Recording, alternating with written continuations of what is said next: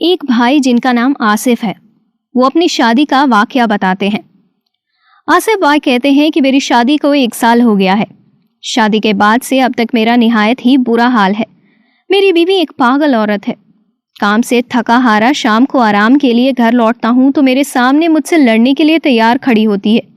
اگر کبھی دیر سے آؤں تو کہتی ہے کہ اتنے دیر سے کیوں آئے ہو، کس سے ملنے گئے تھے؟ اور اگر جلدی آ جاؤں تو کہتی ہے آج جلدی کیوں آ گئے؟ چنانچہ آصف بھائی کہتے ہیں کہ میں نے اپنی پریشانی اپنے دوستوں کو بتائی۔ میرے دوست مجھے ایک بزرگ کے پاس لے گئے۔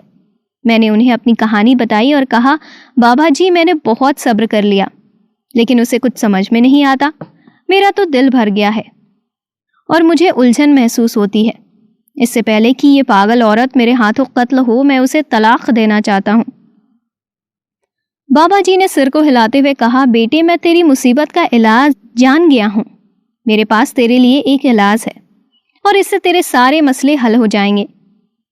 بزرگ نے مسکرا کر اپنے ہاتھ میرے کندھے پر رکھتے ہوئے کہا کہ بیٹے اللہ پر بھروسہ رکھو، آؤ عصر کی نماز ادا کرتے ہیں، اس کے بعد میں تمہیں علاج بتاؤں گا۔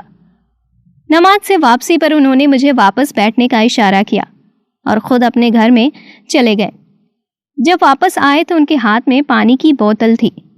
انہوں نے بوتل مجھے دی اور کہا کہ یہ لو بیٹے، اسے اپنے ساتھ رکھنا۔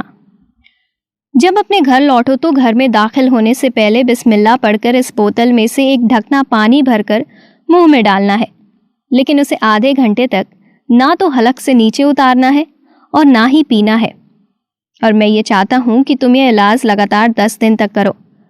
میں نے اپنا سر ہلاتے ہوئے کہا کہ یہ ٹھیک ہے، میں ایسا ہی کروں گا جس طرح آپ کا حکم ہے۔ میری اللہ سے دعا ہے کہ وہ میری بیوی کے پاگل پن کو اسی دوا سے شفا دے دے۔ دوسرے دن گھر میں داخل ہونے سے پہلے میں نے جیب سے بوتل نکالی، بسم اللہ پڑھ کر ایک ڈھکن پانی اپنے منہ میں ڈالا اور منہ بند کر لیا۔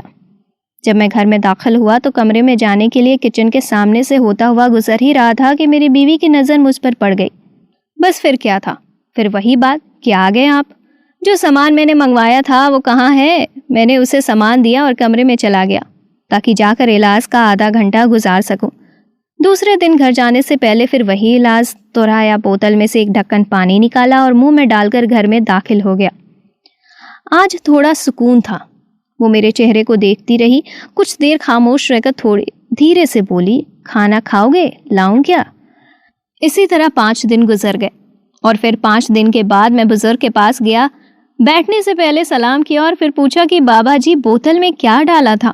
5 دن ہو گئے ہیں، میری بیوی تو بالکل ویسے ہی بن گئی ہے جس طرح دلہن بن کر آئی تھی۔ اب تو بتائیے آپ نے پانی میں کیا ڈالا تھا؟ بابا جی نے کہا، میں نے تمہیں اپنے گھڑے کا پانی دیا تھا۔ میری آنکھیں کھلی کی کھلی رہ گئی۔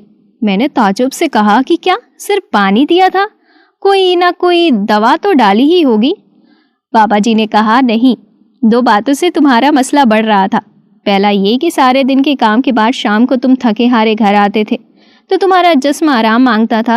دوسری طرف تمہاری بیوی سارے دن کی تنہائی، خاموشی، کام کاج سے تھک جاتی تھی۔ تمہارے گھر پہنچتی ہی وہ تم سے باتیں کرنا چاہتی تھی، لیکن بات کرنے کے لیے کوئی خاص ٹاپک نہیں ہوتا تھا، اس لیے وہ تم سے لڑ پڑتی تھی اور پھر تم بھی اس سے لڑنا شروع ہو جاتے تھے۔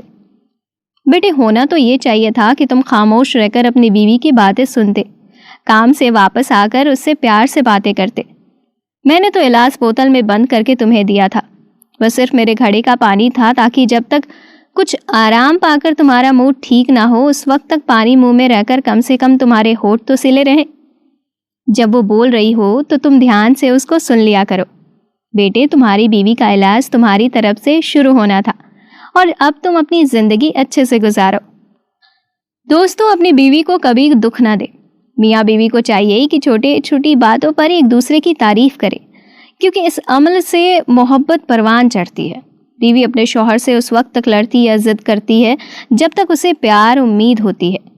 جب امید ختم ہو جاتی ہے تو وہ لڑنا اور ضد کرنا بند کر دیتی ہے۔ عورت کی خوشیاں، شرارتیں، منمانیاں اور غیر ذمہ داریاں ماں باپ کے گھر ہی ہوتی ہیں۔ سسرال میں عورتوں کی تربیت اور صبر کا امتحان ہوتا ہے۔ مرد کا کام عورت کو سمجھنا نہیں، اس کو محسوس کرنا، اس کی حفاظت کرنا، اس سے محبت کرنا ہے۔ یہ سب باتیں عورت کو کڑے سے کڑے حالات میں بھی جینے کا حوصلہ دیتی ہیں۔ جو عورتیں کہتی ہیں کہ مرد اپنی ذات کا ہوتا ہے، اسے کسی کا خیال نہیں ہوتا، وہ ذرا غور سے دیکھے پورا سال پیسہ کمانے والا اپنے لیے کتنے کپڑے خریدتا ہے۔ میاں بیوی کا رشتہ مقابلے کا نہیں، محبت کا رشتہ ہے۔ اگر یہ دونوں آپس میں مقابلہ کرنے لگے تو دنیا کا مقابلہ کیا خاک کریں گے؟ کسی بھی مرد کی زندگی میں بہار اس کی نیک بیوی سے ہی ہوتی ہے۔ شوہر کو چاہیے کہ بیوی کی تعریف سے زیادہ اس کا احساس کرے، اور ایک بیوی کے لیے یہ احساس کسی نعمت سے کم نہیں ہوتا کہ کوئی میری فکر کرنے والا ہے۔ بیوی جب مسائل شوہر کو بتاتی ہے تو اس کا مطلب یہ نہیں ہوتا کہ وہ شکایت کر رہی ہے، بلکہ وہ آپ پر اعتماد کرتی ہے، بھروسہ کرتی ہے۔